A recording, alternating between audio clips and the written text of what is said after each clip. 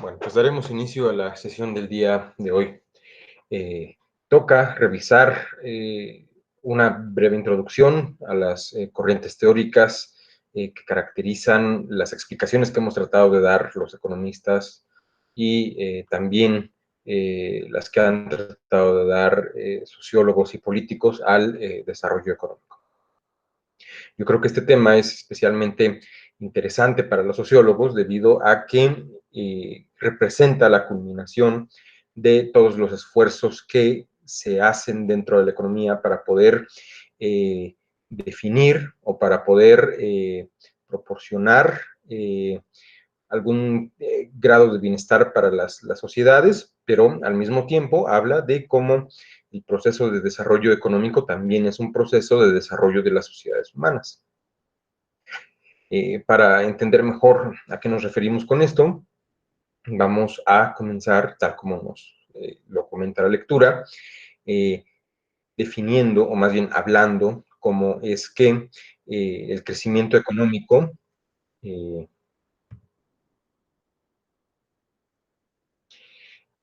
fue primero una preocupación dentro de la economía en función de que el crecimiento eventualmente llegó a verse como una condición necesaria para poder distribuir la riqueza y después fue viéndose al desarrollo como un proceso de redistribución de la riqueza acumulada.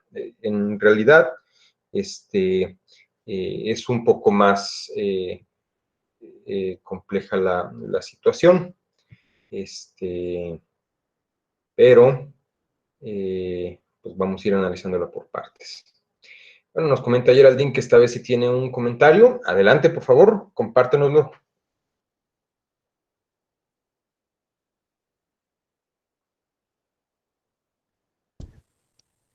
Hola, profesor. Hola. Bueno, quería hacer mi comentario porque es una lectura que me pareció sumamente importante, Ujú, como el autor trata más allá de argumentar cómo las políticas públicas puestas en práctica son deficientes porque pues no es el mismo contexto donde se aplican. A esto me ujú, refiero que me hace pensar en la gran función que tiene el sociólogo para delimitar un territorio, analizarlo y argumentar si esa política va a funcionar o no. ujú, Más allá de eso, el autor trata de concientizar a los expertos en el ámbito económico, pero que al igual tienen como que esos aires de arrogancia donde solo se centran en el ámbito político-económico, sino ujú, pues también darle más caso a lo que había dicho hace rato sobre lo natural, que son varios factores que entran, ¿no? ujú, Entonces menciona también un lado democrático e incluso cómo se da una estabilidad política, ¿no? ujú, Eh, pues esta lectura también hace mención sobre las lecturas pasadas que nos ha estado dejando anteriormente, que explica que las condiciones en las que se hace un producto, o sea, su fabricación o la tecnología que se usa para su creación, no significa que va a ayudar a que la economía sea fuerte, sino que también lleva pues otros ámbitos atrás, ¿no? Y pues ya. ujú. Muy buen análisis, es una magnífica introducción, me pone muy feliz que la hayas hecho. En efecto, cuando nos metemos a discutir desarrollo económico, siempre nos enfrentamos a la soberbia de los economistas que creen que la realidad social que se desprende del hecho económico se limita sencillamente a la generación de riqueza. Y no, el aspecto va más allá de la simple generación de riqueza. Es por eso que el texto hace una distinción entre lo que es crecimiento y lo que es desarrollo. Pero más allá de eso, ha sido un largo camino el que han recorrido las teorías del desarrollo para reconocer que detrás de esta categoría conceptual planteada inicialmente por los economistas, hay una confluencia de consideraciones y teorías políticas, sociológicas, incluso culturales, que son pasadas por alto. Al respecto, a mí me parece que el que mejor ha logrado, no es tan contemporáneo, pero sí es un autor, digamos, relativamente reciente, Immanuel Wallerstein, que es un sociólogo, de hecho, que de los autores que mejor ha concebido esta relación existente entre los factores económicos, políticos y culturales del desarrollo. Aborda la lectura, nos habla él de su concepción del sistema mundial. De hecho, yo recomiendo mucho hacer la lectura de sus 3 libros sobre el moderno sistema mundial. Yo hice esa lectura estando en la prepa, fue en 2000, en 2007, 2008, no más, en 2008, 2009. Y bueno, de hecho me llevé la amarga sorpresa de ver que ya estando en la carrera, estudiando economía, al menos en Acatlán, nunca lo tocaron. Y me parece un desacierto dejar afuera a Wallerstein, justamente porque nos habla de cómo el desarrollo es una cuestión que se desarrolla históricamente de manera simultánea en todo el mundo y siguiendo patrones distintos que generan primero relaciones de poder político que se van, eh, que se van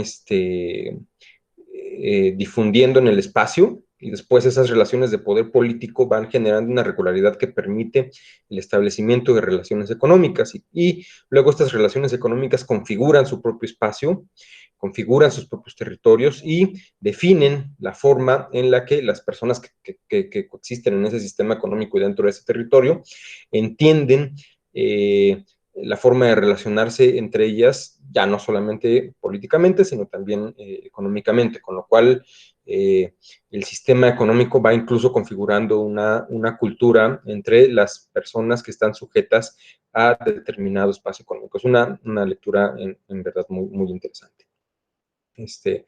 Entonces, muy, muy bueno el aporte de Geraldine. Esta discusión sobre el desarrollo, insisto, es muy importante desde el punto de vista sociológico porque permite acercar una concepción bueno, más bien es el punto de contacto a través del cual entendemos cómo las políticas económicas se traducen también en problemas sociales. Y estos problemas sociales pues no son gratuitos, vienen, bueno, su solución y su planteamiento responden a una lógica económica. Responden fundamentalmente a una forma de organizar los medios de producción y una forma de organizar la distribución de riqueza que se da a través de la forma en la que se emplean los modos de producción. Entonces, ya que tenemos más quórum, les voy a lanzar una pregunta, a ver si hay alguna valiente que quiera responderla. ¿Qué es, bueno, ahora solamente Sharon ya se quedó en el grupo, eso es una cosa tremenda. Pero a ver, Sharon, si nos puedes comentar, ¿qué entiendes por desarrollo?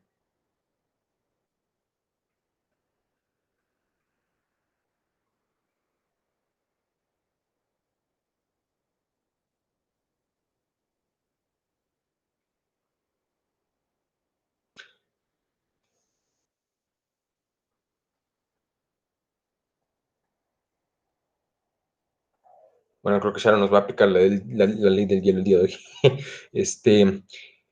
Bueno, pues antes de pasar a, a comentar la definición de desarrollo, me voy... Ah, muy bien, ya está escribiendo. Que es un proceso de cambio, en efecto. ¿De cambio de qué? Sí, por favor.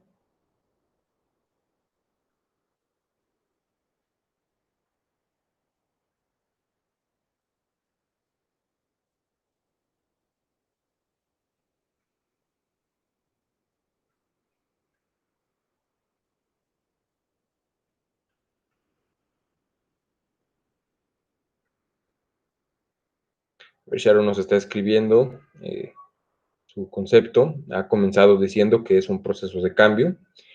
Ahora nos dice, implica que se involucren diferentes recursos. Sí, también, eso es cierto.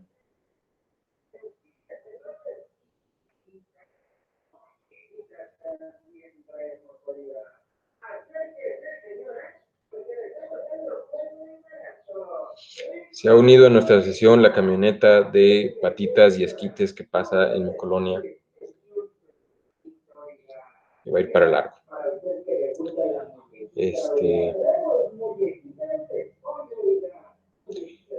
Comenta, agrega Sharon, refiero a la cuestión política imprescindible en cualquier contexto. Muy bien, vas por buen camino.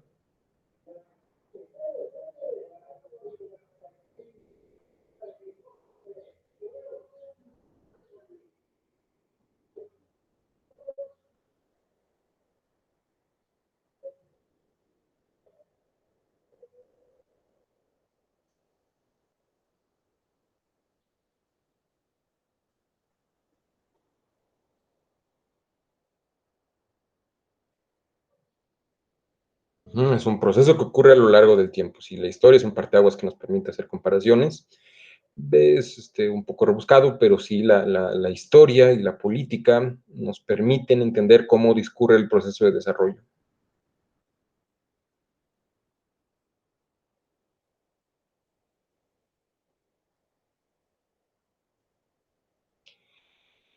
Bueno, el desarrollo es un proceso evolutivo de transformación.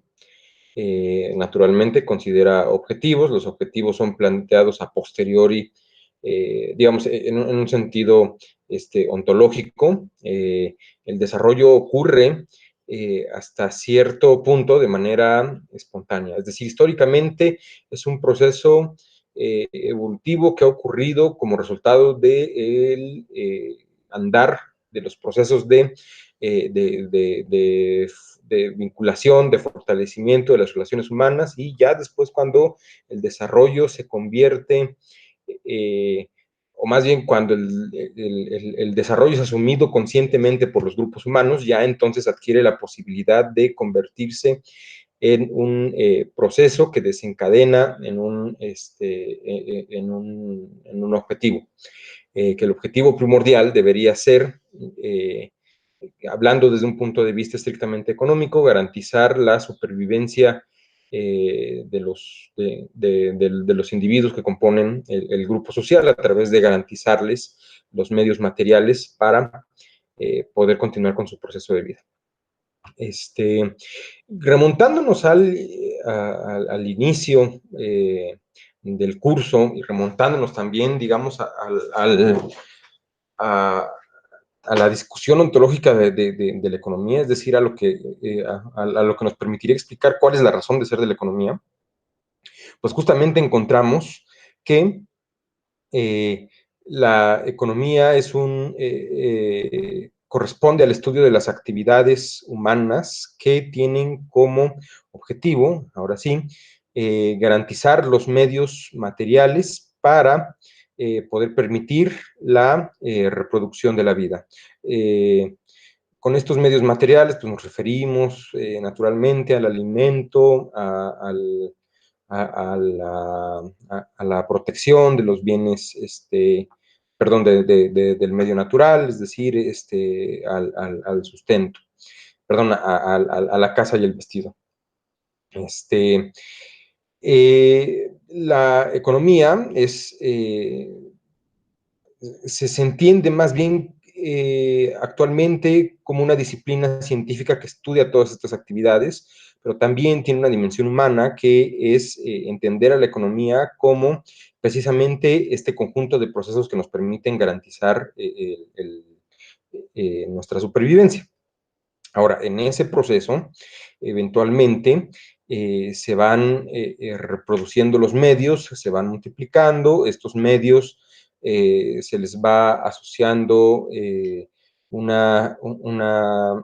sentido de valor, de necesidad, y este valor se convierte después en un instrumento para su intercambio, Es decir, las cosas en un principio valen porque las necesitamos, y las necesitamos para poder garantizar la continuidad material de nuestra vida. Pero después, cuando nos vemos en la posibilidad de generar suficientes medios de satisfacción como para poder intercambiarlos, entonces ya el valor de las cosas no solamente se refiere al uso que le podemos dar, sino también al valor visto como acumulación de otras mercancías que podemos obtener cuando se da el proceso de intercambio. Bueno, este valor evoluciona, ya lo hemos visto a lo largo del curso, los bienes no se intercambian sencillamente por otros bienes, sino que se intercambian por dinero, y ese dinero que se convierte en la mercancía más importante del sistema y que tiene un reconocimiento universal como reserva de valor, se va asociando a la idea de riqueza hasta que entendemos que rico es aquel que tiene, que ha logrado acumular una colección amplia de mercancías, pero particularmente de la mercancía dinero. Entonces, la riqueza se entendería como la acumulación de dinero. Entre más pasa el tiempo y si nosotros seguimos realizando nuestras actividades de producción e intercambio de manera regular como para poder valorizar nuestros productos en el mercado y obtener riqueza como resultado de su comercialización, nos vamos dando cuenta de que con el tiempo se incrementa la cantidad de dinero y en general la cantidad de mercancías que tenemos en nuestro poder. Si esto lo trasladamos del individuo a un país, eh, entonces lo que ocurre es un proceso de acumulación de riqueza social, porque es un proceso de acumulación en el que participa toda una sociedad. Sí, obviamente, por eso se le dice proceso de acumulación de riqueza social. Si este proceso de acumulación deriva en que al fin de cada periodo de tiempo, que por lo general es de un año, se sigue incrementando el volumen de mercancías y el volumen de dinero que existe en esa sociedad, entonces hablamos de que la economía de esa sociedad está creciendo. De igual manera, si los mercados de repente ven incrementadas los distintos tipos de mercancías que se comercializan dentro de ellos, también estamos teniendo un proceso de crecimiento económico. Para ponerlo en términos sencillos, el crecimiento económico es un proceso de acumulación de la riqueza. Nos comenta Sharon, se me hace muy interesante el valor antropológico que refiere a la formación de cadenas comerciales. Para ser más precisa, cómo se instauran fronteras y expectativas de intercambio con las que se aspira a tener mayor riqueza. Bien, a ver, necesito entender mejor el comentario.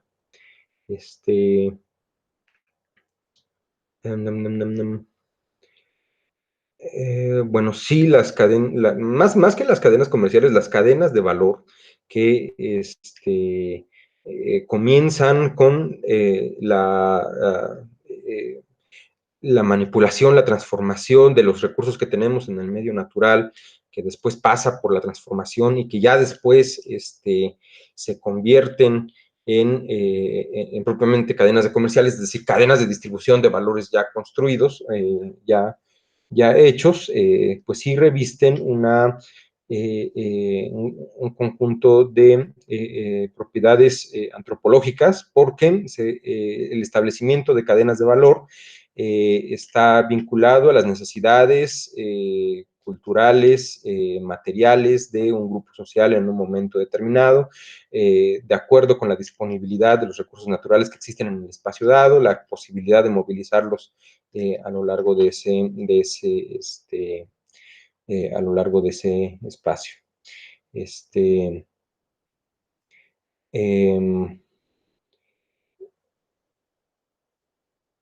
exactamente, nos dice Sharon, refiero a esa transformación un aspecto de desarrollo económico.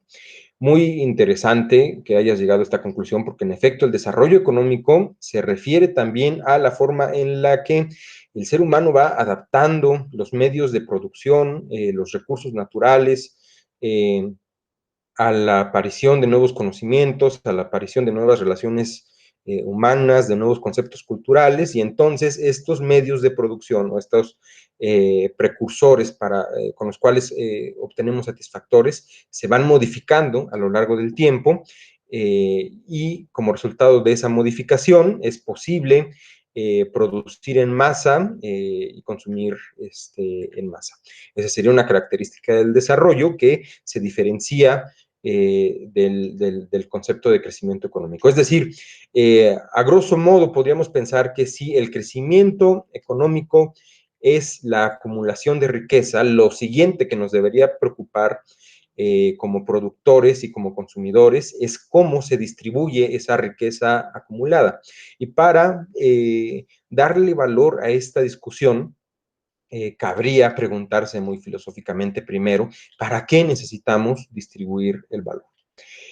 Si recordamos que el valor es una construcción social, y no me refiero a que sea un elemento que el ser humano haya, o un concepto que el ser humano haya ideado y que no existe en la naturaleza, sino que más bien la construcción de valor es el resultado de esfuerzos de producción llevados a cabo por toda una sociedad. Entonces, llegaríamos primero a una especie de verdad evidente, que es que cada persona que participa en el proceso de valor lo hace porque busca beneficiarse de la creación de dichos valores, primero como valores de uso y después como valores de intercambio que generan riqueza.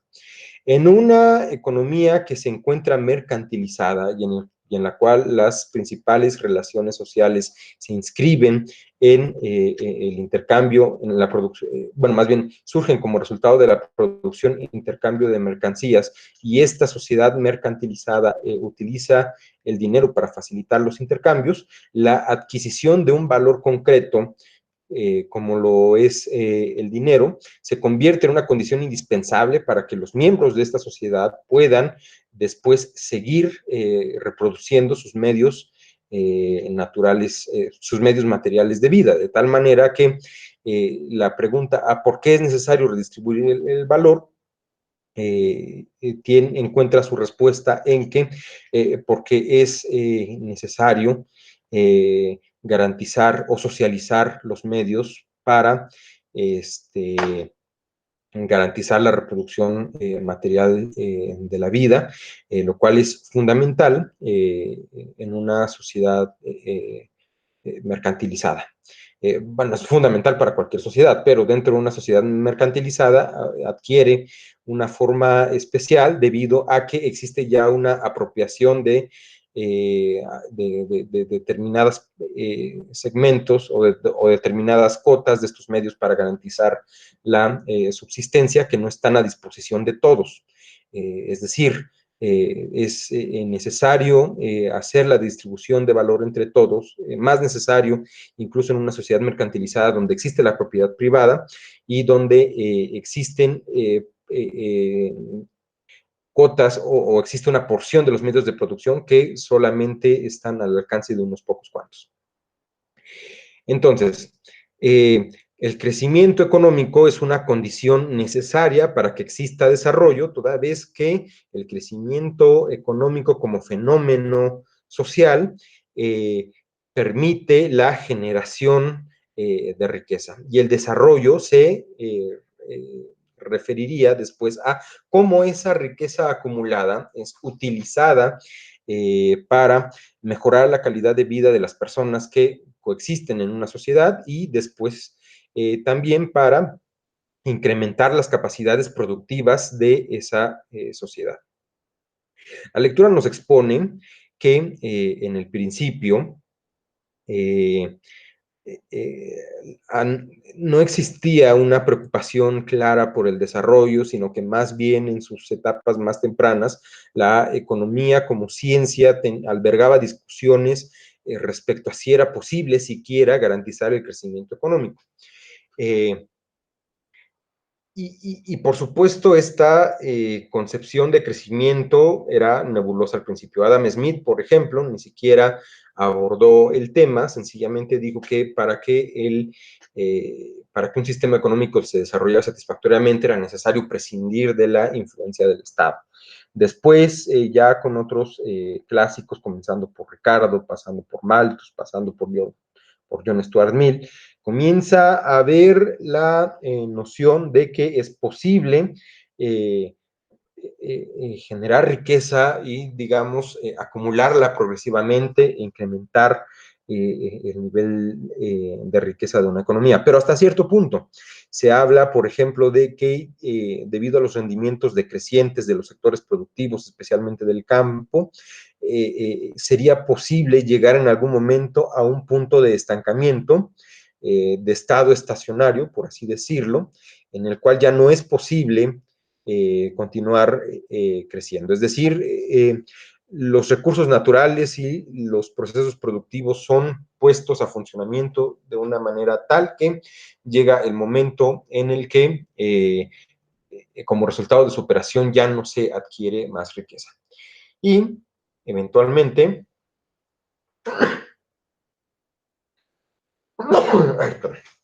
no solamente se llegaría a este estado estacionario, sino que el crecimiento poblacional generaría una depredación de esta riqueza acumulada a lo largo de años. Es, digamos, un poco la preocupación tan característica de Thomas Malthus de que el crecimiento de la población mundial iba a sobrepasar el crecimiento de la producción de alimentos y que en algún momento habría que comenzar a plantearse la necesidad de reducir por la fuerza la cantidad de excedente de población para garantizar que el sistema económico lograra generar bienestar para todos aquellos que participaban en él. Y estas concepciones, digamos que marginaban al desarrollo económico, perdón, al desarrollo es decir, que no vinculaban al desarrollo con el crecimiento, prevalecieron hasta bien entrado el siglo XIX e incluso podría decirse hasta llegado el siglo XX.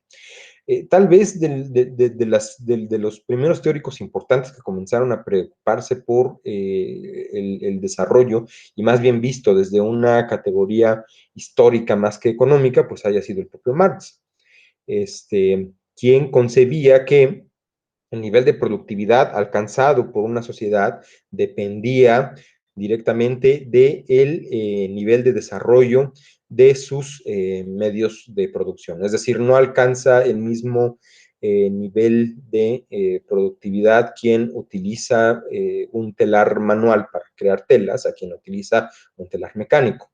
Entonces, la sociedad cuya industria textil ya incorpora telares mecánicos, genera más riqueza y la distribuye mejor, teóricamente. Bueno, esto de que la distribuya mejor ya no es una idea de Marx, es una idea posterior. Pero sí, la sociedad que utiliza el telar mecánico produce más tela y genera más riqueza que la que utiliza, por ejemplo, una rueca. Entonces, el proceso de desarrollo de los medios de producción es también un proceso de desarrollo histórico. Y este proceso de desarrollo está impulsado precisamente por la necesidad de satisfacer necesidades humanas esenciales y la exploración de alternativas para hacerlo de la mejor, de la mejor manera. Es decir, el desarrollo de herramientas corresponde a la necesidad de crear una mayor cantidad de satisfactores de necesidades o de elementos para poder garantizar la reproducción material de la vida. Entonces, Marx se había dado cuenta de que este proceso evolutivo sobre los medios de producción incrementaban o reforzaban los procesos de creación de riqueza, lo cual generaba efectos positivos sobre el crecimiento económico. Pero después esta visión que él había concebido desde un punto de vista más histórico que desde un punto de vista económico, pasó desapercibido incluso por los marginalistas, por los teóricos neoclásicos de finales del siglo XIX, quienes seguían bueno, quienes ya habían desechado la idea de que en algún momento era previsible que el sistema económico se estancara y ya no generara más crecimiento, y ahora decían también que más bien lo que ocurría con, con los sistemas productivos era que eventualmente sí alcanzaban una una situación de rendimientos decrecientes, lo que hacía necesario encontrar soluciones de optimización o de maximización de beneficios, es decir, encontrar una forma de organizar los medios de producción de tal manera que llegar a un punto en el cual la adición de una unidad de producción adicional pues, les permitiera generar más riqueza. Lo que notaron era que en realidad lo que pasaba era que llegaba un momento en el cual al adicionar una unidad de producción adicional, en realidad el nivel de riqueza comparativo se reducía. Entonces, digamos, rechazaron la idea de que era posible llegar a un crecimiento estabilizado, o más bien llegar a un punto en el que ya no hubiese más crecimiento, pero también reconocieron que sí había la posibilidad de que en el sistema económico se dieran condiciones para que el crecimiento fuera cada vez más lento. También postularon la existencia de los rendimientos crecientes a escala, que es todo lo contrario a esto que acabo de mencionar, es cuando se agrega una unidad de producción, el valor de riqueza creado como resultado de esa adición es progresivamente más creciente.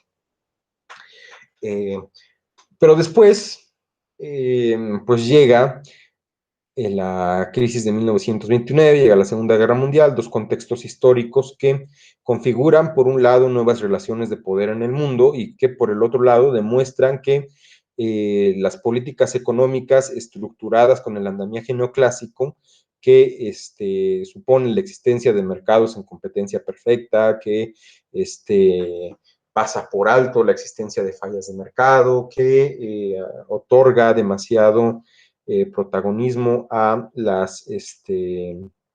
a la iniciativa privada en la organización del sistema económico, pues todo ese andamiaje se cae durante la crisis de 1929 y la dinámica con la que funciona se modifica después de la Segunda Guerra Mundial. Pues aparece Keynes, que comienza también a inspirar a una nueva generación de economistas a pensar en las implicaciones de las fallas en los procesos de distribución de la riqueza, que son también fallas de mercado. Y Keynes mismo introduce la idea de que es valioso que ante situaciones en las cuales el mercado no es capaz de estabilizarse solo, el Estado, como representante de los intereses sociales, tiene la facultad o la posibilidad de intervenir en la economía para poder, incrementar los niveles de bienestar que se pierden como resultado de la, de las fallas de mercado. A partir de ahí, las nociones sobre el crecimiento van adquiriendo una nueva dimensión. Ya no solamente se entiende al crecimiento como un proceso de acumulación de riqueza, sino también como resultado de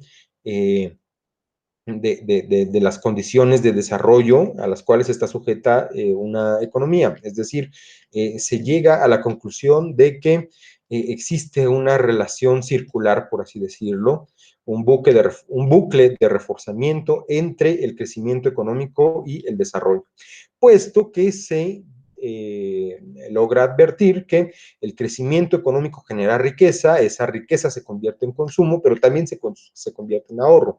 El ahorro se convierte en ingresos disponibles que pueden ser utilizados para invertir y para poder amplificar los procesos productivos o para invertir en su modernización, en su ampliación, en la investigación de nuevas formas de producir. De tal manera que el crecimiento económico sí es una condición previa para el desarrollo, pero el desarrollo también entre más grande y dinámico es dentro de una economía, mayores oportunidades de crecimiento genera.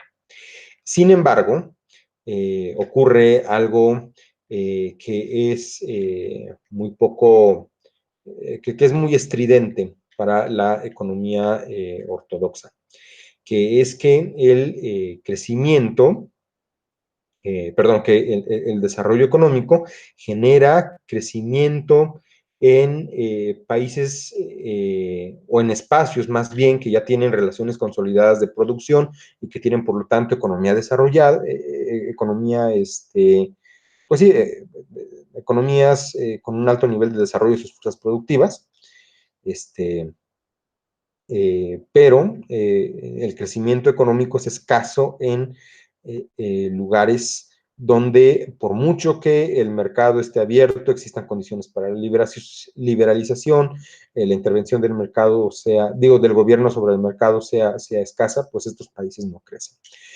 Entonces, esta explicación, o más bien estas interrogantes que se podrían resumir en una sola pregunta, que es ¿por qué existe la pobreza?, van dando lugar a diferentes explicaciones, que son las teorías a través de las cuales nos guía la lectura. Entonces, para hacer, para ir englobando, para ir cerrando estas ideas, el crecimiento económico se refiere a la creación y acumulación de riqueza dentro de una economía. El desarrollo económico se refiere a la forma en la que esta acumulación de riqueza se traduce en mejores niveles de bienestar para la población y en el desarrollo de mejores capacidades productivas que incrementan la productividad e incrementan las posibilidades de consumo dentro de una economía, pero también las capacidades de producción. El desarrollo, por lo tanto, se refiere no solo a una dimensión productiva, no solo a dimensión material, sino también se refiere a una dimensión humana que va configurando relaciones culturales y que va configurando también una forma de pensar acerca del papel que juegan los distintos actores del sistema económico. Bueno, vamos a ir analizando directamente las teorías. Como veo que esta vez sí hubo, sí leyeron, me gustaría abrir esta sección preguntándoles cuál de las teorías del desarrollo que aparecen en la lectura les resultaron más interesantes. ¿Alguien que nos quiera compartir?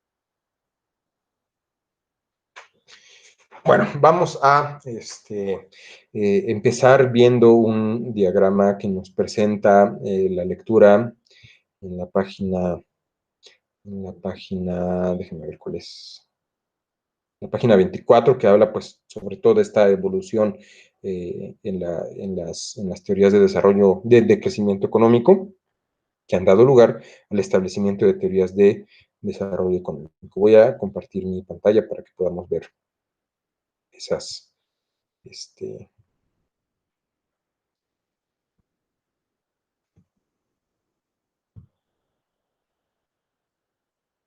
esas teorías. Bueno, tenemos primero a los clásicos, a Smith, a Ricardo, a Malthus, que en el siglo XVIII, finales del siglo XVIII, principios del siglo XIX, decían que el crecimiento económico fundamentalmente exigía que el Estado no interviniera en la economía y que más bien fueran los propios agentes, que fueran los propios empresarios, los que a través de la búsqueda de su beneficio individual lograran crear las condiciones para generar el beneficio de toda la comunidad. Esta concepción de la importancia del crecimiento y de la importancia de dejar libres a los agentes prevaleció hasta los tiempos de Keynes, quien ya hacía la reflexión de que para poder crecer es necesario primeramente ahorrar, es decir, utilizar el ahorro para poder generar inversión y para poder a partir de esa inversión mejorar y hacer evolucionar los medios de producción. Hay que reconocer, sin embargo, que a pesar de que existe esta oportunidad para crecer y para desarrollar nuevas formas de producir, dejar al mercado actuar a su propio aire, como decían los clásicos, genera procesos de concurrencia imperfecta, es decir, procesos de competencia que en realidad no son competitivos, como la creación, por ejemplo, de monopolios o la aparición de fallas de mercado, y que en ese contexto existen posibilidades también de generar rendimientos crecientes, pero todo el sistema económico está sujeto a externalidades. Bueno, los neoclásicos refutarían después a Keynes y le dirían que el crecimiento a largo plazo depende fundamentalmente del progreso técnico, una idea que ya era compartida por propio Keynes y que fundamentalmente es compartida por todos los economistas actualmente. Sin embargo, ellos insistían que el mercado dejado a su propio ritmo, a su propio aire, sin intervención del mercado, sin la intervención del Estado, perdón, llegaba a la concurrencia perfecta, es decir, a la posibilidad de que todos compitieran de manera perfecta, es decir, no se crearan monopolios, eh, aceptaron que existen escenarios en los cuales es posible mantener rendimientos constantes, pero el capital va perdiendo rendimientos, es decir, a medida que se prolonga el proceso productivo, las ganancias que se obtienen son cada vez menores. Y que el progreso técnico era explicado exógenamente, es decir, que ellos sostenían que el progreso técnico se daba como resultado de los avances científicos, pero estos avances científicos no tenían relación con los procesos productivos, lo cual si le preguntáramos a Marx o a Keynes, es incorrecto. Después los neoliberales, profundizando al modelo neoclásico, pues dicen que hay que liberalizar la economía para que el libre juego de las fuerzas del mercado mantenga todo en equilibrio y que el Estado se convierta solamente en una estructura mínima que garantice la correcta operación de los mercados. Y por último, las nuevas teorías de crecimiento o modelos de crecimiento endógeno ya nos dicen que el crecimiento es consecuencia de, primero, la acumulación de capital físico, es decir, de la inversión, pero también de la adición de capital humano y de conocimientos, es decir, de procesos técnicos, de tecnologías, de avances científicos, que son parte o que surgen como resultado de la necesidad de plantear nuevas formas de producir. Y estas nuevas formas de producir tienen como objetivo adaptarse a las expectativas de ganancia, corregir externalidades y mantener rendimientos decrecientes para también mantener niveles de riqueza crecientes a lo largo del tiempo. Bueno, ahora sí,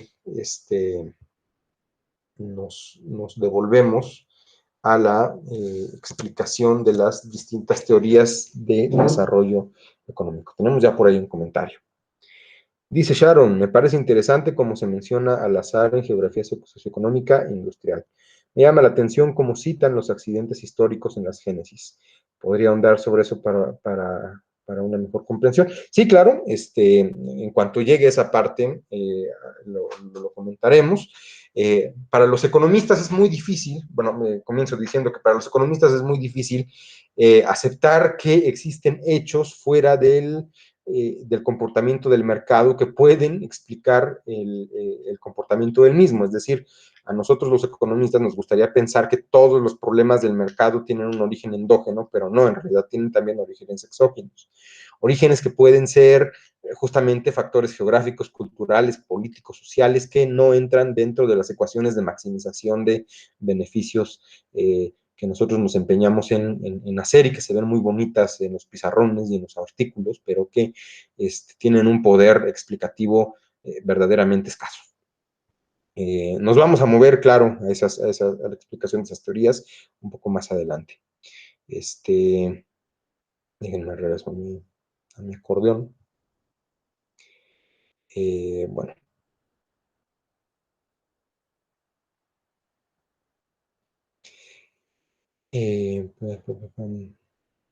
La primera teoría que nos comenta la lectura es la teoría de la modernización, que parte de la idea de que los países pobres son pobres porque pues aquí sí se va a escuchar muy gacho, pero y perdonen la rudeza con la que lo digo, pero la teoría de la modernización sí parte del supuesto de que los países son pobres porque quieren.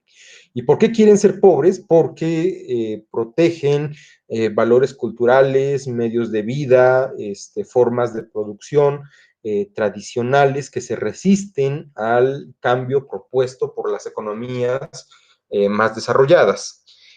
Lo cual genera círculos viciosos o trampas de pobreza que impiden a estos países incrementar sus capacidades productivas. Esta explicación simplista, y que hasta da coraje decir que proponen que los países son pobres porque quieren, relega la culpa de las escasas posibilidades de desarrollo a las economías que no han visto oportunidades para poder desarrollarse debido a que sencillamente no las buscan. Y pareciera muy fácil revertir el problema al cual se encuentran sujetas estas economías. Sencillamente tendrían que adoptar modelos de industrialización probados y que han dado éxito en economías desarrolladas a costa de perder pues características culturales o sociales que delimitan quiénes son en realidad. Es decir, esta teoría en realidad propone ver cumplida la utopía capitalista de completa homogeneización social, de completa estandarización de de todos los factores, perdón, de todas las formas de producir y de todos los medios de producción, lo que permitiría superar la trampa de pobreza en la que se ven los países desarrollados. Es una estrategia que, como dice la propia lectura, es eurocentrista, muestra que el modelo de desarrollo occidental es el único válido y que debido a su validez es exportable y adaptable a todas las regiones del mundo. Bueno, la realidad es que estas formas de producir no son perfectamente exportables, tienen que ser adaptadas al contexto de los países a los que llegan, y bueno, establece que como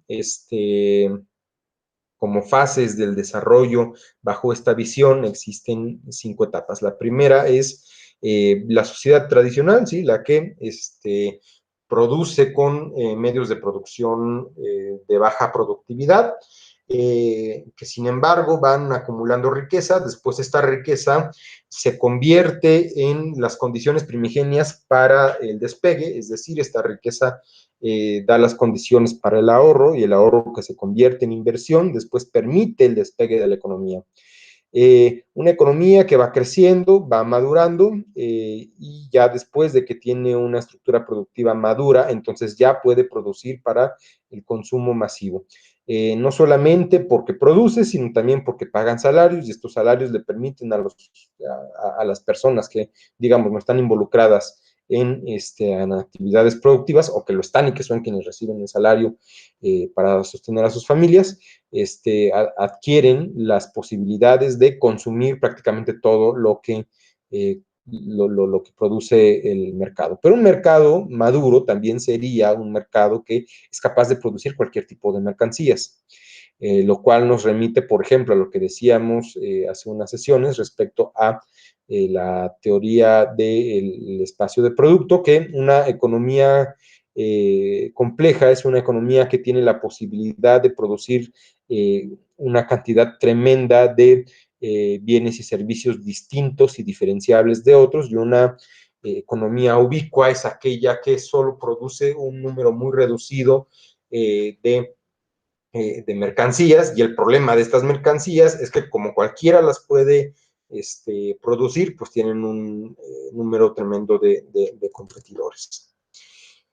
Pero bueno, hay respuestas, es decir, hay quienes confrontan esta idea de que el único modelo válido de desarrollo sería el desarrollo modernizador occidental.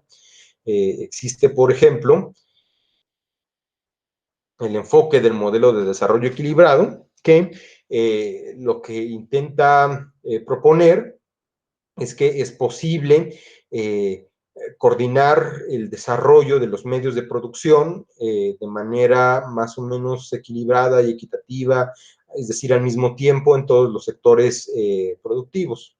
Y en el caso de los países en vías de desarrollo, esto les permitiría al mismo tiempo incrementar el tamaño de sus mercados.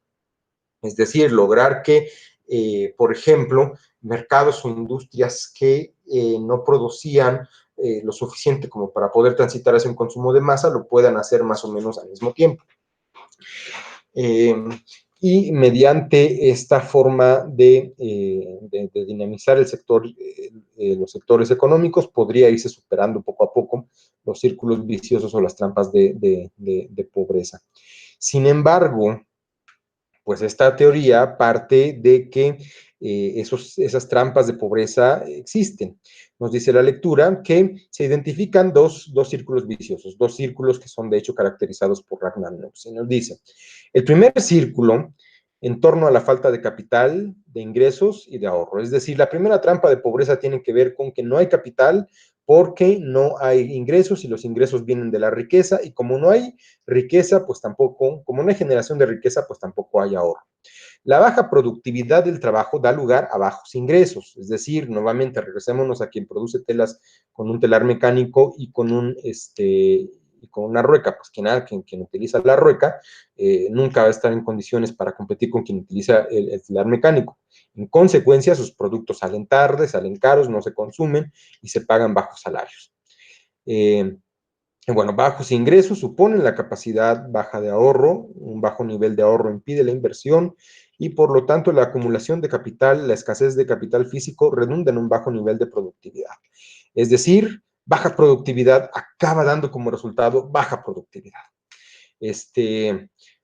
Parece pleonásmico todo la forma en la que estoy caracterizando, planteando todo esto, pero recordemos que son círculos, son bucles, que se refuerzan debido a la aparición de elementos particulares, que en este caso, por ejemplo, en este bucle de reforzamiento en el cual tenemos que baja productividad genera baja productividad, los elementos que refuerzan esta relación son la falta de capital, la falta de ingresos y la falta de ahorro.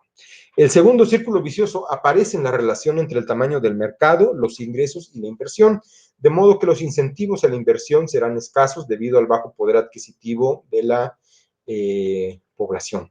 El bajo poder adquisitivo viene determinado por la baja productividad, resultado de los pobres incentivos para invertir. Es decir, se invierte poco porque hay baja productividad y la baja productividad genera pocos incentivos para la inversión. Si hubiera incentivo para invertir, se carecería de ahorro y si se dispusiera de ahorro, faltaría el incentivo inversor. Nuevamente un bucle de reforzamiento en el cual los elementos que refuerzan esta relación pues son la baja productividad que genera bajo poder adquisitivo. Es decir, veámoslo de esta forma, si yo como inversionista quisiera emprender un nuevo negocio, me gustaría emprenderlo en un lugar donde todos tienen la capacidad para comprar el producto que yo genero. Pero ocurre que ya las personas que viven en esa comunidad tienen empleos que no son productivos y que por lo tanto impiden que se les paguen salarios.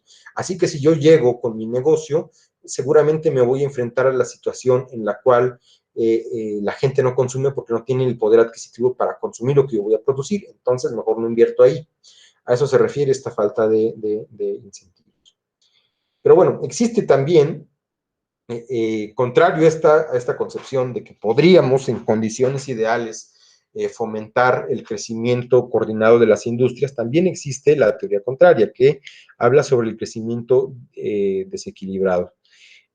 Aquí, en esta teoría, se dice o se establece que existen sectores que tienen mejores potencialidades para desarrollarse que otros y que en consecuencia, incluso con intervención del Estado, no todos los sectores se van a desarrollar de la misma forma y al mismo tiempo.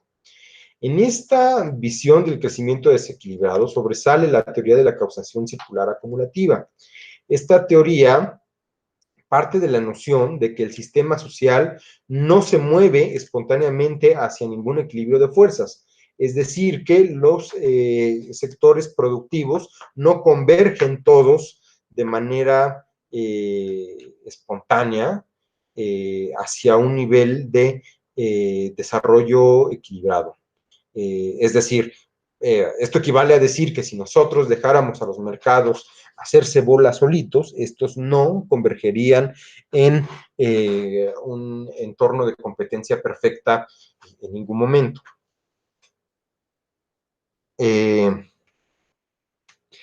Es decir, la tendencia al equilibrio que propone el modelo neoclásico no se aplica. El que propuso esto, Myrdal, sostiene que a partir de una gran inversión inicial en una región, la existencia de economías de escala y externalidades tecnológicas atrae a nuevos recursos que refuerzan circularmente la expansión del mercado. Es decir, una empresa una industria que llega a invertir masivamente, que coloca fábricas, que genera empleos, se convierte en un atractor de desarrollo, es decir, más empresas van a querer invertir cerca de esa gran generadora de riqueza, porque vincularse con ella les va a generar también posibilidades de riqueza. Entonces, una gran inversión que genera empleos, que genera posibilidades para consumir, que genera bienes competitivos en el mercado, revierte la trampa de pobreza que ha sido tan común en los países subdesarrollados. Sin embargo, hay que entender que este fenómeno ocurre de manera localizada y regional. Es decir, habrá zonas que logren detonar procesos de crecimiento más rápido que otras y zonas que por carecer de estos niveles de inversión masiva no van a generar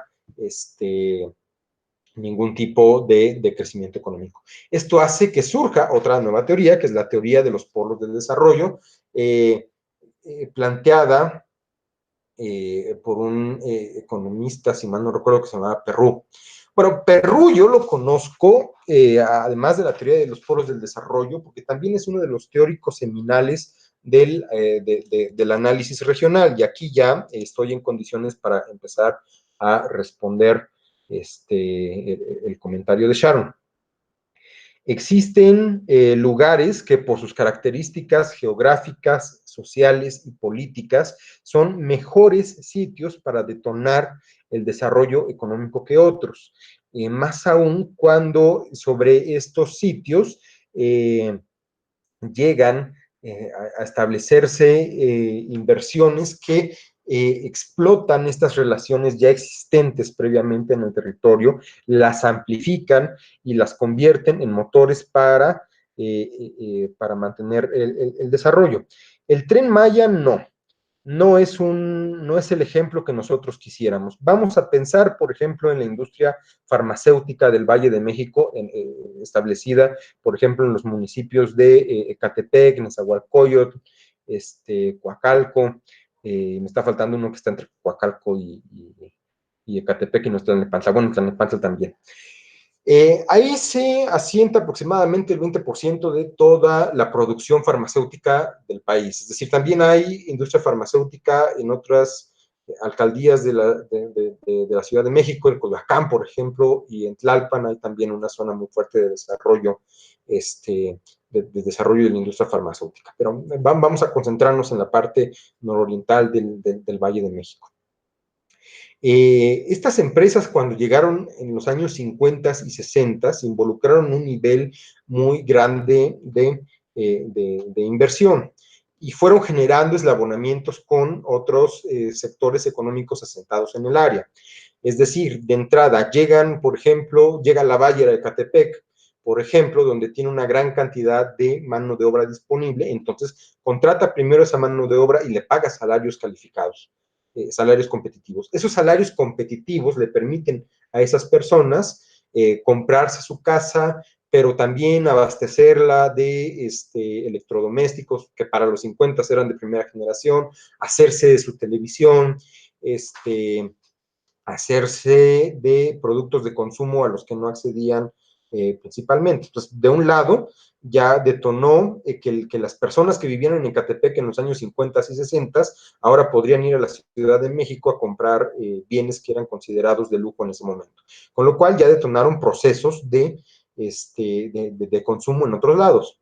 Después, como empresas dedicadas al establecimiento, a la venta de este tipo de productos. Ven que el salario de las personas que viven en Ecatepec y que son empleadas por Bayer se incrementó, establecen negocios ahí. Entonces, por ejemplo, surgen supermercados, surgen tiendas departamentales. No sé, en aquellos momentos, por ejemplo, Viana, que actualmente es Coppel, pero una tienda que espero hayan visto en algún momento de la vida, pues ya se establecía allá. Después llegaría FAMSA, no sé, K2, algunas de estas viejas empresas que vendían muebles, pues ya hacían también su negocio con los salarios de las personas que trabajaban para Bayer. Ahora, Bayer no solamente vive de mano de obra, sino que también pues vive de tener otros recursos, de tener maquinaria pesada, de tener energía, de tener agua, entonces va generando eslabonamientos.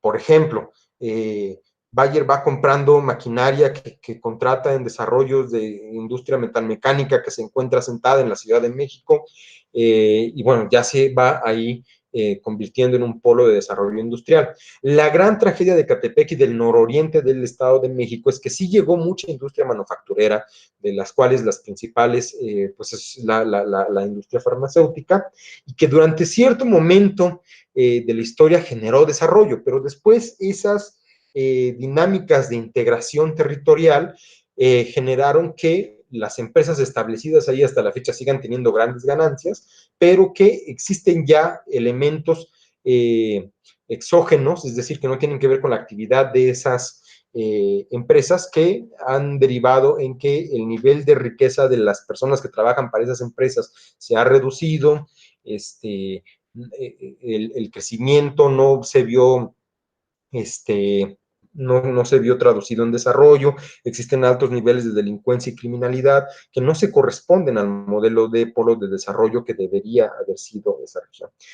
Durante algún momento, digamos entre los 50 y los 70, cuando ya más bien Nezahualcóyotl se convierte en una ciudad dormitorio y más bien acude mucha gente ahí en situaciones de pobreza, y digamos van erosionando las, las posibilidades de ver a esa zona del Estado de México como un polo de atracción de inversión, pues ya va descomponiendo toda la red de avances que se había ido construyendo. Pero al menos el polo de desarrollo, que fue desarrollo tecnológico y desarrollo manufacturero, produjo y sigue produciendo un efecto característico de un polo de desarrollo, que es que existe crecimiento económico. Entonces, el Tren Maya no, de entrada no es una condición para establecer un polo de desarrollo, es decir, no porque existe el polo de desarrollo automáticamente los 3 o 4 estados, bueno, no, los 5 o 6 estados, no sé exactamente cuáles son, bueno, los 3 de la península más Tabasco y Chiapas, serían 5, automáticamente no porque existe el Tren Maya, se van a convertir en polos de desarrollo. Más bien el Tren Maya debería servir para conectar polos de desarrollo. Es decir, los polos se establecen en un espacio territorial muy específico y se van ampliando a medida que las industrias que se establecen ahí van generando encadenamientos con otras industrias, van generando empleos, van generando infraestructura que elevan el nivel de calidad de vida de ese espacio que les es común. El Tren Maya más bien será una especie de apoyo logístico que va a conectar a los sectores productivos que estén desarrollados a lo largo de todo el territorio de la península de Yucatán. Pero el problema es que la península de Yucatán no es un espacio que sea reconocido por ser una potencia manufacturera, e incluso si lo es, pues tiene todavía como industrias que están muy desarrolladas y otras que no. Entonces, digamos, de poco va a servir el Tren Maya si no conecta polos de desarrollo. Si los polos de desarrollo no existen antes, pues ¿qué es lo que va a conectar el tren? Es una categoría, bueno, son conceptos diferentes. Por supuesto, el Tren Maya puede servir como un pretexto, como una condición preliminar para desarrollar polos de desarrollo que estén conectados y entre los cuales se pueda logísticamente establecer relaciones de abastecimiento.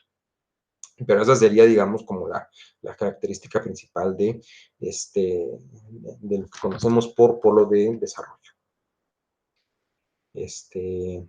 Bueno, después están las teorías como más tradicionales, las más latinoamericanas, las que nos inflaman más el corazón chairo, que son las derivadas de la teoría estructuralista de la CEPAL. Y aquí la estructuralista, este, eh, eh, bueno, ya viene referida primero la idea tan conocida del centro y periferia que teóricos como Raúl Prebisch de la Comisión Económica para América Latina comenzaron a caracterizar después de la Segunda Guerra Mundial. Ellos se dieron cuenta de que al terminar el conflicto bélico existían fundamentalmente dos tipos de países. Los países altamente industrializados que se beneficiaron mucho del impulso a la producción que ocurrió durante la Segunda Guerra Mundial, teniendo como polos y como referentes naturalmente a Estados Unidos y la Unión Soviética, y los países que se configuraban alrededor de ellos, digamos, abasteciéndolos de recursos de mano de obra, pero que no se veían beneficiados de regreso por la derrama de riqueza. Es decir, eh, eh, existía una especie de relación de dependencia de los países industrializados sobre los países en vías de desarrollo, pero esta relación de dependencia era más débil que la que los países en vías de desarrollo tenían con los países desarrollados. Es decir, los países pobres dependían de los ricos en el sentido de que en los países ricos les compraban materia prima al precio que ellos determinaran, y eso más o menos mantenía estable sus economías. Pero también, que es ya una idea también que van abordando los neomarxistas, esta relación fue utilizada para mantener sistemáticamente a los países, a los países subdesarrollados, pues mantenerlos subdesarrollados. ¿Por qué? Aquí surge un concepto que es muy popular también en los términos coloquiales de economía, que son las economías rentistas. Se les dice rentistas porque la mayor parte de sus ingresos viene de la explotación de un único recurso natural. En el caso de México, durante los años, durante el principio del siglo XX, sería discutible si hasta los años 70, la mayor parte de nuestra economía estaba basada en la venta de petróleo. Lo mismo pasa con Cuba, que su economía depende de la exportación de azúcar y de petróleo. Si ustedes se preguntaban si existían las repúblicas bananeras y no eran solamente una expresión peyorativa, sí existen o existieron. Guatemala en los años 50, Honduras desde siempre, bueno, desde 1830 hasta más o menos la actualidad, Costa Rica, que lo fue en algún momento, estos países, la mayor parte de sus ingresos venían de las exportaciones de plátanos y de frutas tropicales hacia Estados Unidos y Europa. Bueno, Chile con el cobre también, que durante mucho tiempo la mayor parte de la riqueza del país se debía al cobre. Eh, algunos estados del sur de Estados Unidos cuyas economías dependían enteramente del algodón, los países que surgieron como resultado de la extinción de la Unión Soviética, pues también petróleo, gas natural, así, bueno, eh, para las economías industrializadas resultaba, bueno, estas economías tienen una particularidad, que no son abundantes en recursos naturales y cuando lo son, las propias condiciones de desarrollo de su economía hacen que sea muy caro y muy difícil extraer esas materias primas en sus propios territorios. Un caso de un país que es industrializado y que tiene muchas materias primas y muchos recursos naturales, pero les es altamente caro por negociaciones salariales extraerlos es Estados Unidos. Un país que es altamente industrializado, pero que no tiene materias primas y que requiere necesariamente de países periféricos para alimentar su industria, es por ejemplo el Reino Unido. Un país en el cual se consolidan los dos grandes problemas, que tiene una cantidad limitada de recursos naturales y los pocos que tiene es muy caro extraerlos, es por ejemplo Alemania.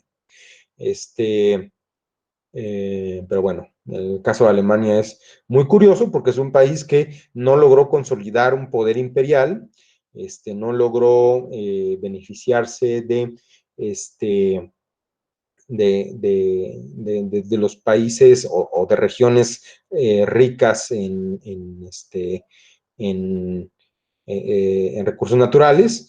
Pues el resultado fue que en el momento en el que se dieron cuenta de que su economía se iba a estancar, pues decidieron hacerle la guerra a Europa y pues eso les salió muy mal.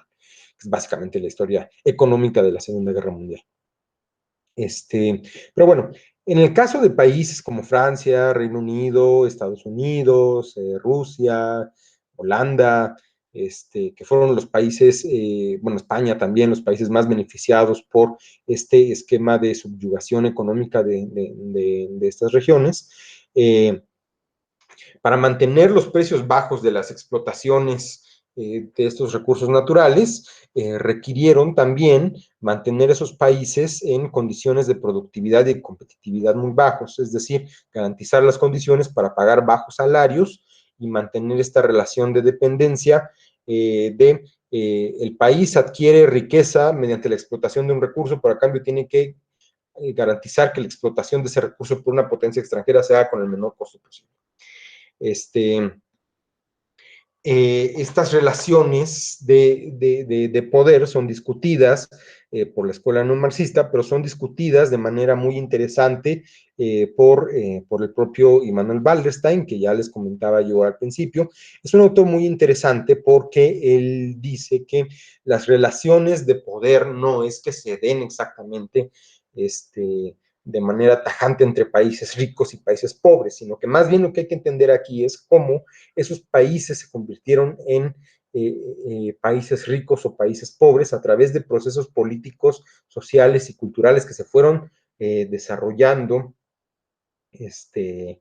a lo largo del tiempo. Y es aquí cuando ya recupero la otra parte de uno de los comentarios previos de Sharon, que se refiere a los accidentes históricos. Es decir, cuando hablamos de accidentes históricos, hablamos de elementos que no corresponden a la economía, que corresponden más bien a sucesos naturales, sociales o políticos que fueron dándose en momentos específicos. A mí una de las cosas que más me gusta de toda la teoría del moderno sistema mundial que hace Wallerstein es hacer un repaso histórico de cómo las relaciones políticas y de producción fueron ocurriendo al margen de sucesos históricos que en ocasiones tenían mucho que ver con el desarrollo de estas relaciones, pero en otras ocasiones pues, no tenía nada que ver. Lo que hace Wallerstein es decir, existen sí diferentes niveles de desarrollo de las sociedades y estas se ven establecidos o se ven amplificados por la forma en la que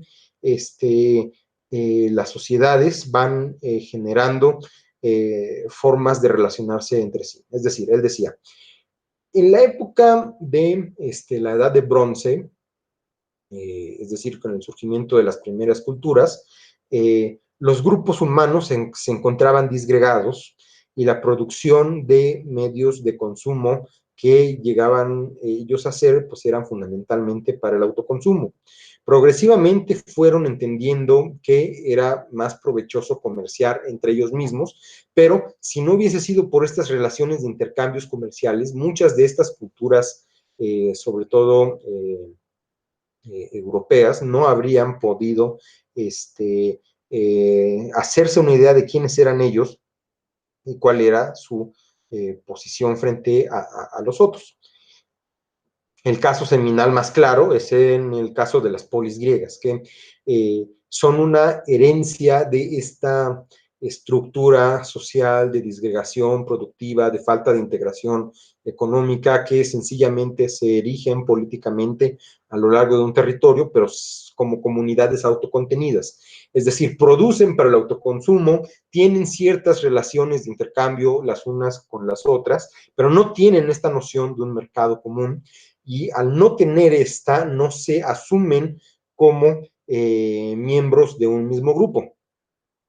A medida que va aumentando la influencia comercial de algunas de las polis, como pudieran ser en su momento los casos más identificables, los de Atenas, los de Esparta, los de Tebas al norte de Atenas, Macedonia, que bueno, Macedonia no era una ciudad-estado, era más bien un reino, pero eso es más bien como el resultado de algunas situaciones de regularidad. Estamos hablando de que los vínculos comerciales que van teniendo estas ciudades con las aldeas que les van, que tienen alrededor, les da influencia política y militar. Es decir, sobre las ciudades que están vecinas a Atenas, por ejemplo, hay un desarrollo cultural que privilegia la democracia, que privilegia la filosofía, el desarrollo de las artes, etc. En torno a las ciudades, o las ciudades que están en torno en Esparta, por ejemplo, se va aceptando a través de la regularidad de los intercambios comerciales una forma de concebir las relaciones políticas más tiradas a la monarquía, a la meritocracia, a la militarización de toda la sociedad. De repente comienzan a ocurrir estos accidentes históricos que distorsionan toda la dinámica con la que funcionan. Por ejemplo, la invasión de los medos a toda la península del Peloponeso, a toda el área griega, obliga a que, independientemente de los núcleos de poder que se fueron conformando en torno a ciudades como Tebas, Atenas, Esparta, todas estas ciudades se conviertan en aliadas políticamente, se conviertan en aliadas incluso culturalmente, y ya comienza a surgir la identidad propia de los griegos. Los griegos enfrentados a los medos, a los cuales derrotan y mantienen a raya en lo que actualmente es Turquía, pues ya son muy diferentes como pueblo y como comunidad a los atenienses, a los tebanos, a los espartanos, a los a los, a los macedonios. Y, por ejemplo, otro accidente histórico, que son por así decirlo, es un accidente histórico en términos económicos, es decir, algún elemento no previsto por el mercado. Por ejemplo, la expansión de Alejandro Magno. Pero ya con la gran expansión del Imperio Alejandrino viene también una expansión cultural y económica. Es decir, con las Alejandrías se fundan también nuevos mercados, se introducen nuevas mercancías en espacios tan diversos como Egipto, como Irán, como lo que actualmente ahora pues es el Cáucaso, es Asia Central, y también de esas nuevas comunidades que se iban anexionando al imperio van llegando y configurándose nuevos tipos de mercados en Europa. Es decir, va creciendo el horizonte de comunidades. Sin embargo, una cosa que, por ejemplo, muy interesante, que por ejemplo sí sí tuvo el Imperio de Alejandro, bueno, no, más bien creo que fue común tanto en el Imperio de Alejandro como en el Imperio Romano siglos más tarde, que fue que A pesar de que se imponía la cultura del conquistador, no se borraba la identidad cultural, económica y comercial de los pueblos sometidos, sino que más bien los pueblos sometidos se convertían, o más bien se adaptaban o eran asimilados por la cultura dominante y empezaban a desarrollar medios de producción que eran más parecidos a los de la cultura dominante que a los que tenían previamente. Este, estos espacios estos espacios de intercambios económicos van generando nuevas calidades, niveles de vida, nuevas concepciones de cómo producir y de cómo distribuir. Es muy interesante porque estas relaciones van generando, van configurando mundos unificados, es decir, las culturas adquieren, las culturas tanto, bueno, más bien las sociedades o estos imperios, tanto cultural como económicamente, van generando un espacio homogéneo. Por ejemplo, una vasija se producía en el auge del Imperio Romano con la misma técnica en la propia Roma que en Jerusalén. En la propia Roma que en Londres, que pues antes de ser Londres se llamaba Londinium y era un pueblito de avanzada ahí en la pérfida Albión. Lo mismo se producía una vasija en Roma que se producía en lo que actualmente es Zaragoza, España. Es decir, este nivel de homogeneidad que era consustancial a la expansión del imperio daba uniformidad a las relaciones sociales de producción. Se fue consolidando durante el Imperio Romano y después va como perdiendo uniformidad, uniformidad ya con la era medieval, las inversiones bárbaras y, bueno, una diversificación. Pero se les conoce como imperios mundo, o Wallerstein les da esta denominación porque en el momento de mayor auge y expansión del Imperio Romano, por ejemplo, pues todo el Imperio Romano era el mundo conocido. Y lo que había más allá, pues no importaba, no había relaciones comerciales con ellas. Entonces, el desarrollo se iba dando en función de relaciones territoriales. Eso ya no ocurrió con los grandes imperios coloniales, por ejemplo, con el español, con el holandés, que llegaron, se establecieron, por ejemplo, el español en América y no hicieron el mismo intento por homogeneizar sus culturas ni sus procesos productivos. Dejaron coexistir eh, en la periferia modos de producción, digamos, ¿cómo se le dice? Pues menos modernos, con formas de concebir a la economía distintas, y decidieron mantener estas relaciones prácticamente intactas mientras lograran convencer a los nativos de esas regiones de proporcionar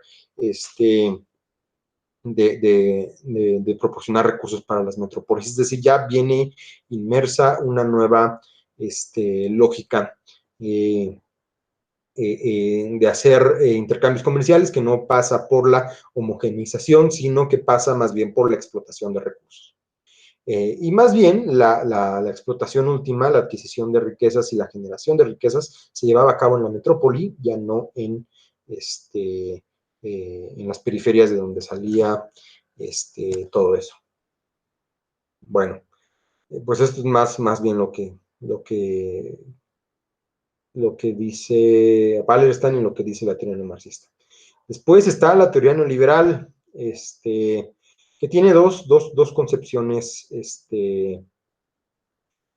muy interesantes. La primera es que ellos conciben que la mejor forma de promover el desarrollo es liberalizar la economía, reducir al gobierno y solamente fomentar y financiar aquellas actividades o áreas que permitan el crecimiento sostenido de los mercados. Es decir, cuando hablábamos, por ejemplo, de por qué es necesaria la intervención del Estado en la economía, veíamos dos enfoques diferentes. Uno es el enfoque del Estado del bienestar y otro es el enfoque del Estado regulador.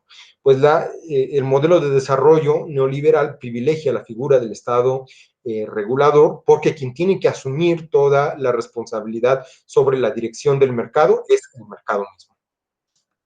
De ahí que en los años 90, en finales de los años 80, principios de los 90, las grandes mentes del neoliberalismo, del Banco Mundial, del Fondo Monetario Internacional, lanzaron un decálogo de medidas que debían adoptar todos los países si querían insertarse en el nuevo modelo de desarrollo que había estado dando resultados en Estados Unidos y en Europa, que es conocido como el consenso de Washington. Voy a proyectar y a mencionar las medidas de este decálogo que vienen en la página, ¿página cuál? La página 35 de la lectura.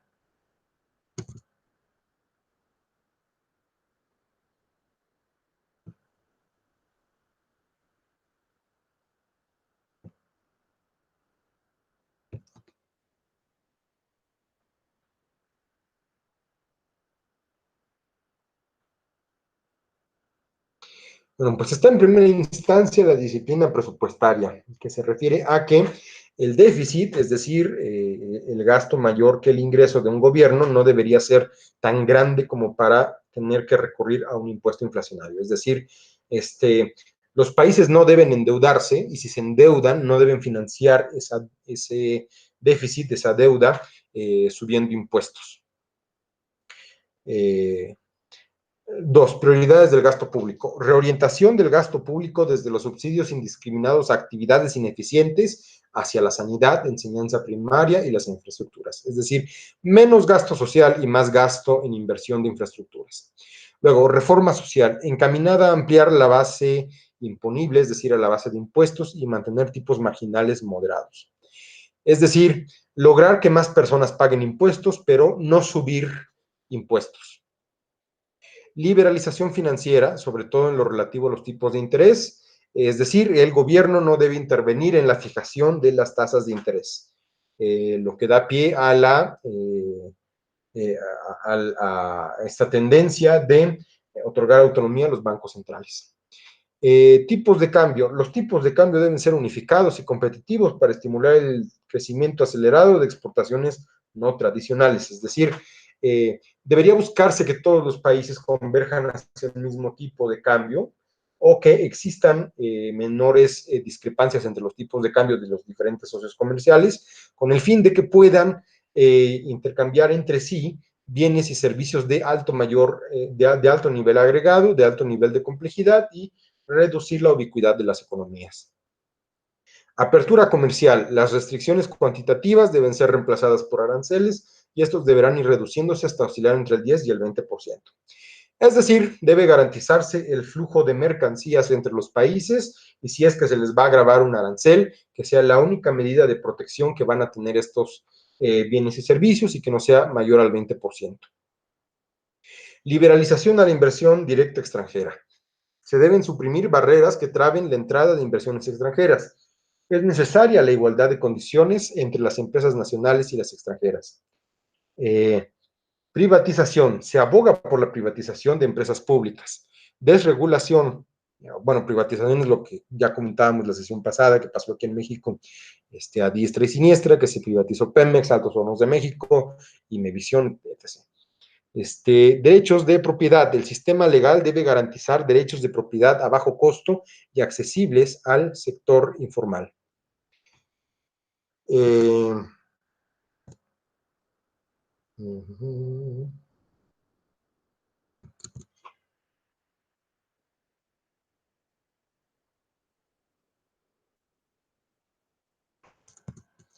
Y,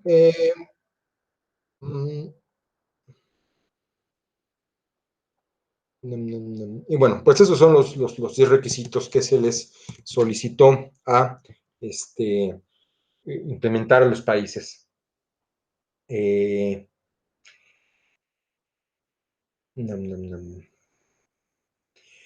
¿Cuál fue el problema con estos modelos de desarrollo? Que fueron adoptados, sí, a rajatabla por la mayoría de los países, pero no dieron los resultados esperados. De hecho, ocurrió todo lo contrario. Los países que en vías de desarrollo, que en en gran medida eran países ya pobres, no tenían condiciones para mejorar sus capacidades productivas y como resultado de la liberalización vieron reducidas aún más dichas posibilidades. Parte de la tragedia fue que al principio recibieron mucha inversión extranjera, tanto directa como indirecta, pero esta inversión extranjera se fue más bien a la capitalización, a la especulación, no desarrollaron negocios fijos permanentes en los nuevos países y cuando había señales de inestabilidad, pues emigraban de vuelta a sus países. Ese fue uno de los grandes problemas que caracterizó, por ejemplo, al modelo neoliberal temprano en el caso de México, que detonó en la crisis de 1994, cuando frente a una decisión espontánea y todavía no oficial de política económica, los inversionistas decidieron sacar todas sus inversiones del país.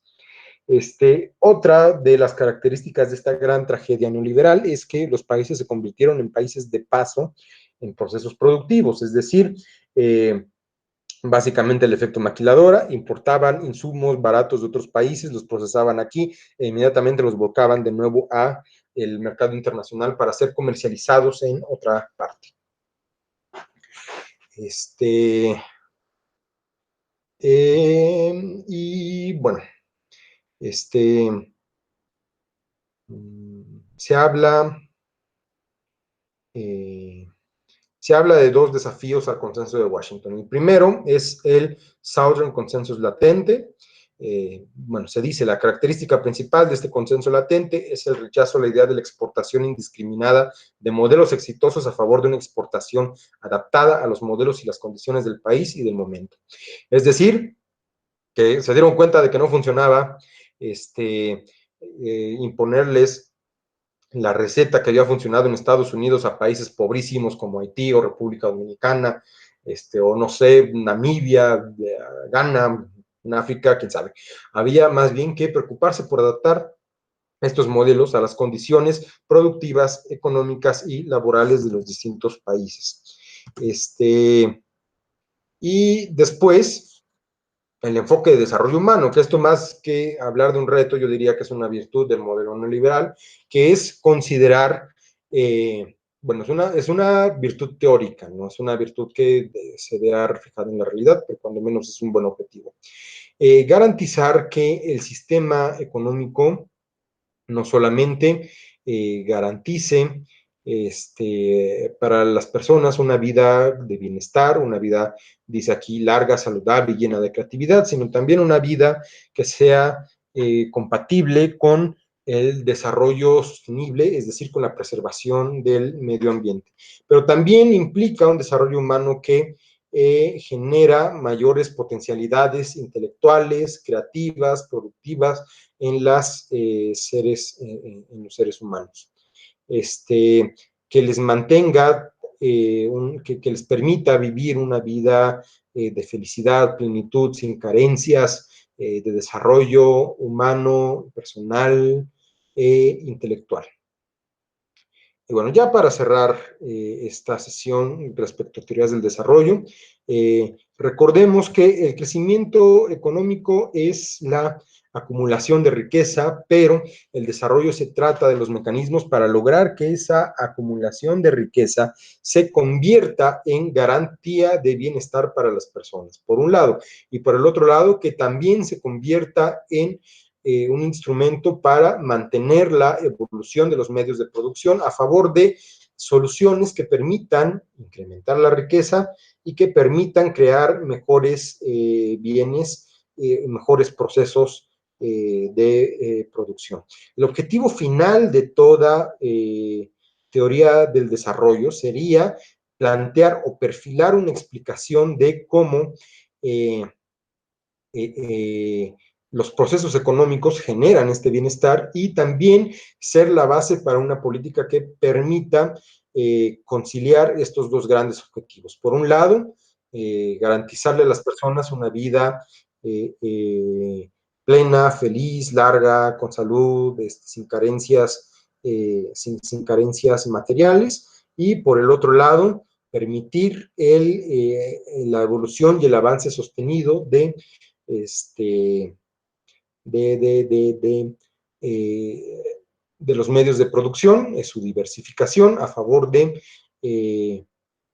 la creación de nuevas formas de producir y de nuevas soluciones para el consumo y para garantizar la preservación material de la vida.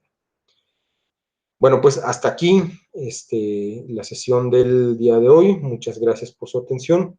Estoy cerca de subir la grabación de la sesión anterior y también voy a subir esta a YouTube en los próximos días.